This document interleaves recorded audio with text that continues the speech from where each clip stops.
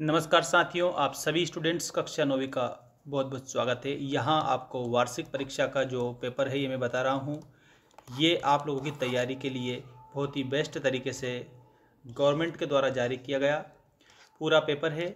इसके सारे आंसर आपको देखने को मिलेंगे। सभी स्टूडेंट कक्षा 9वीं वाले एमपी बोर्ड के जितने भी हमारे साथी जुड़े हुए हैं चैनल को सब्सक्राइब करेंगे और एक भी क्वेश्चन आपको छोड़कर नहीं आना है, सभी क्वेश्चनों को हल करेंगे। यहाँ पर आप लोगों का संस्कृत विषय का सेट ए बता रहा हूँ, इसके बाद में आप लोगों को सेट बी बताया जाएगा। देखिए यहाँ आपका पहला क्वेश्चन आपकी स्क्रीन के सामने आ चुका है। एक भी क्वेश्चन को आप छोड़ेंगे नहीं, सारे क्वेश्चन अच्छे से याद करेंगे। नमस्ते इत्यस्य पदच्छेद भविष्यति, आपको ये शब्द दिया गया है, इसमें आपको संधि विच्छेद करनी है। तो आपकी संधि बनेगी नमः प्लस ते। आपका ऑप्शन नंबर सा वाला सही होगा। अगला प्रश्न है व्यंजन संधि उदाहरणम अस्ति, इसका मतलब व्यंजन संधि का उदाहरण है।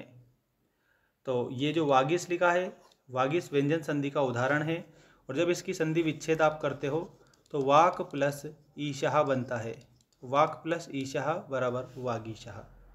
इसके बाद में हितोपदेशः इत्यस्य पदे संधि अस्ति, हितोपदेश में कौन सी संधि है? तो हितोपदेश में आपकी गुण स्वर संधि होगी। याद रखेंगे आप सभी, स्वर संधि है और स्वर संधि में भी कौन सी है, तो आपको गुण स्वर संधि बताना है। सभी स्टूडेंट चैनल को सब्सक्राइब जरूर करेंगे। अगला क्वेश्चन देखिएगा, कर्मधाराय समासस्य उदाहरणम अस्ति, कर्मधाराय समास का आपको क्या बताना है? उदाहरण बताना है। तो ये जो महापुरुष जो लिखा हुआ है ना, ये कर्मधाराय समास का उदाहरण है। और ये समास विग्रह जब बनता है तो महान चा असो पुरुषः, असो पुरुषः, ये आप इसको इस प्रकार से भी बना सकते हो, महान चासो पुरुषः, चासो पुरुषः, दोनों तरह से सही रहता है। ये कर्मधाराय समास आपका इसमें हो जाएगा महापुरुष में। राजपुरुष की अगर बात की जाए तो राजपुरुष में आपका तत्पुरुष समास होता है, राज्ञः पुरुषः बनता है। ठीक, बाकी अन्य पुरुष तो होता ही नहीं है इसमें। अनुरूपम, अनुरूपम का जब समास विग्रह किया जाता है तो रूपस्य योग्यम बनता है, रूपस्य योग्यम। और ये जो रूपस्य योग्यम है इसमें आप लोगों का अनु उपसर्ग है तो अव्ययभाव समास इसमें होता है। और यहाँ कर्मधाराय पूछा है तो महापुरुष कर्मधाराय में होगा। इसके बाद देखिएगा ये लिखा है पंचरात्रम। ठीक है, पंचरात्रम का जब हम समास विग्रह करते हैं तो पंचानाम रात्रिणाम, रात्रिणाम समाहार बनता है। पंचानाम रात्रिणाम समाहार पंचरात्रम, 5 रात्रियों का समूह। पहला पद संख्यावाची विशेषण है, इसका मतलब आप लोगों का ये द्विगु समास होगा। पंचरात्रि में द्विगु समास होगा। इसके अलावा नवरात्रि आ जाए, इसमें भी द्विगु समास होगा। ठीक है, और पंचवटी अगर आपके सामने आता है, पंचवटी में भी आपका द्विगु समास होगा। ठीक, इसके बाद में द्वंद्व समासस्य उदाहरणम अस्ति, द्वंद्व समास का उदाहरण है। तो यहाँ पर आपके सामने जो सेकंड ऑप्शन लिखा है ना, धर्मार्थव, ये द्वंद्व समास है। इसमें दोनों पद जो होते हैं वो प्रधान होते हैं, मेन होते हैं दोनों पद, इसलिए ये द्वंद्व समास होता है। ऑप्शन नंबर आपका बी वाला करेक्ट होगा। इसके बाद क्वेश्चन नंबर सेकंड देखिए, कोष्ठकात चीत्वा रिक्त स्थानानि पूरयत, कोष्ठक से चुनकर रिक्त स्थानों की पूर्ति कीजिए। देखिए यहाँ पर अस्तमय इत्यस्य विलोम पदम अस्ति, तो अस्तमय का आपका विलोम उदीय होता है। सार्थकम लिखा है इत्यस्य पदस्य विलोम पदम, तो सार्थक का निरर्थकम आप उत्तर में बताएंगे, निरर्थकम आपका करेक्ट होगा। इंद्रः इत्यस्य पर्याय पदम, तो इसमें इंद्रः का आपको बताना है शक्रः। ठीक है, इंद्रः का आप शक्रः बताएंगे। नेक्स्ट क्वेश्चन देखिएगा, पवनः इत्यस्य पदम समानार्थी भवति, तो पवन का समानार्थी क्या होगा? तो पवन का मतलब हवा होता है, तो इसका समानार्थी वायु होगा। आप सभी को वायु लिखना रहेगा। सभी स्टूडेंट जल्दी से जल्दी चैनल को सब्सक्राइब कर लीजिएगा, क्योंकि आप लोगों के लिए यहाँ पर हम बहुत ही बेस्ट कंटेंट उपलब्ध करा रहे हैं। और हमारा जो ऐप है, ऐप को भी आप डाउनलोड कर लेना। चैनल के अबाउट सेक्शन में एप्लीकेशन की लिंक हमने दे रखी है। प्रिय पुत्रः आसीत, अगला क्वेश्चन है आपका। इसमें देखिए अस्मिन् वाक्ये विशेषणम पदम अस्ति, तो विशेषण इसका मतलब संज्ञा और सर्वनाम शब्दों की विशेषता बताने वाले शब्दों को हम विशेषण कहते हैं। तो यहाँ पर आपका विशेषण क्या होगा? तो इसमें प्रियः, प्रियः जो लिखा हुआ है प्रिय, ये विशेषण होगा, ठीक है। और यहाँ अगला क्वेश्चन आ चुका है, अहम एकम वृक्षम पश्यामि पदे विशेष्य पदम। देखो इसमें विशेष से पूछा है, तो इसमें आप लोगों को वृक्षः बता देना है, वृक्षः इसमें विशेष होगा, ठीक है ना। इसके बाद में ये आपका उचित युग मेलनम कुरुत, सही जोड़ी बनाइए। भ्रमित्वा, भ्रम धन कत्वः, इसका मतलब इसमें कत्वा प्रत्यय होगा। बालः, तो बाल प्लस टाप, इसमें टाप प्रत्यय होगा।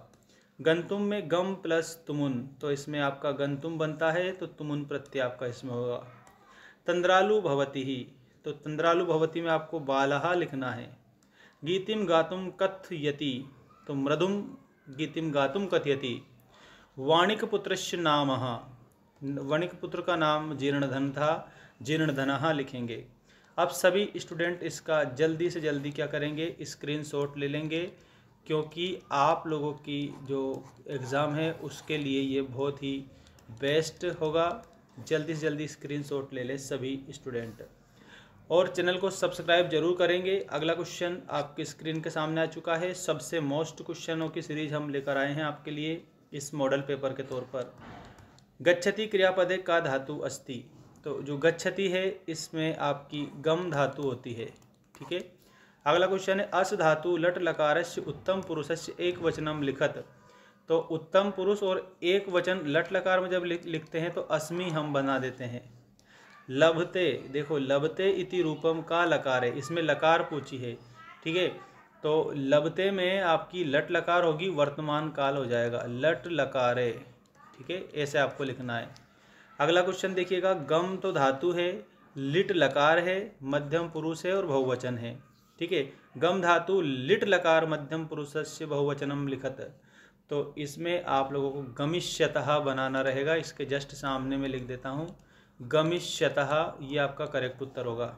इसके बाद में प्रा उपसर्ग युक्तम एकम वाक्यम लिखत, प्रा उपसर्ग युक्त एक वाक्य लिखिए, तो इसमें आपको बताना है प्राचार्यः, क्या बताना है, प्राचार्यः बताना है। अब इसके बाद में जैसे वाक्य बनाते हैं ना, तो वाक्य कैसे बनता है ये भी मैं इसका बना देता हूँ। वाक्य पूछा है तो प्रगतः आचार्यः, प्रगतः आचार्यः, ठीक है, तो ये प्रा उपसर्ग इसमें लगा हुआ है। इसके बाद निर्गच्छति अस्मिन् पदे उपसर्गस्य नाम लिखत, तो इसमें आपका निर उपसर्ग हो जाएगा करेक्ट, ठीक है। और अब आपके शुद्ध अशुद्ध वाक्य आ चुके हैं। इसके बाद में आप लोगों को मैं क्वेश्चन आंसर बताऊंगा, ध्यान दीजिए सभी। पित्रा शब्दः तृतीया विभक्त्यः अस्ति, इसमें आप लोगों को आम बताना है क्योंकि ये सही है। नदी उकारांत अस्ति, देखो नदी जो है इसमें दा में बड़ी ई की मात्रा लगी है, इसका मतलब ये ईकारांत है, ठीक है। और यहाँ पर इन्होंने बताया कि उकारांत, इसका मतलब गलत है ये, ठीक है। ईकारांत शब्द है, यहाँ पर आपको ना लिखना है। बालकः शब्द नपुंसक लिंगे भवति, तो बालक क्या है, पुल्लिंग शब्द है, तो इसमें भी आप ना बताएंगे। तस्य रूपम षष्ठी विभक्त्यः भवति, तो इसमें ज़रूर आप लोगों को सही बताना है, इसमें आप लिखना है आम। अद्य अव्ययस्य अर्थम आज इति अस्ति, अद्य का अव्यय आज है क्या, तो इसमें आप लोगों को आम बताना है, बिल्कुल सही बात है। इसके बाद में देखिएगा नेक्स्ट क्वेश्चन है, कश्यपः शनैः शनैः चलति अस्मिन् वाक्ये अव्ययम ना अस्ति, तो इसमें आपको ना लिखना है क्योंकि इसमें अव्यय है और ये कह रहे हैं नहीं है। शनैः शनैः जो लिखा है ना, ये आपका अव्यय शब्द है, ठीक है। और इसमें क्या बताया, अव्ययम ना अस्ति, तो इसमें आपको ना बताना है। इस तरह से आप इसे कंप्लीट करेंगे। बाकी सभी स्टूडेंट के लिए एक और क्लास आने वाली है बहुत ही जल्दी, तो आप क्या करेंगे, सभी स्टूडेंट हैं ना, चैनल को जल्दी से जल्दी सब्सक्राइब करके रखेंगे, ताकि आने वाली जो क्लास है उसमें आप लोगों को मैं पूरे के पूरे क्वेश्चन और आंसर, जो आपके मोस्ट क्वेश्चन आंसर है सभी मैं बता दूंगा आप लोगों को। याद रखना सभी स्टूडेंट। और ये जो अपठित गद्यांश है इसको भी आप देखेंगे। अपठित गद्यांश पठित्वा प्रश्नाम उत्तराणि संस्कृत भाषायाम लिखत। देखिए शरीरम कस्य प्रथमम धर्म साधनम, तो इसमें शरीरम धर्मस्य प्रथमम साधनम अस्ति, तो इसके जस्ट आगे आपको धर्मस्य लिखना है, ठीक है, ये वाला धर्मस्य। मस्तिष्कम किम भवति, तो इसमें आप लोगों को एक बात मैं बता देता हूँ, इसमें आपको कंप्लीट उत्तर क्या लिखना रहेगा, मस्तिष्कम उर्वरम भवति, तो इसमें उर्वरम आएगा, ठीक है, उर्वरम। कानि सुस्थानी स्वस्थानी च भवन्ति, तो देखो इसमें आप लोगों को करेक्ट उत्तर में क्या लिखना रहेगा, ये आप देख सकते हो यहाँ पर लिखा हुआ है आपके सामने,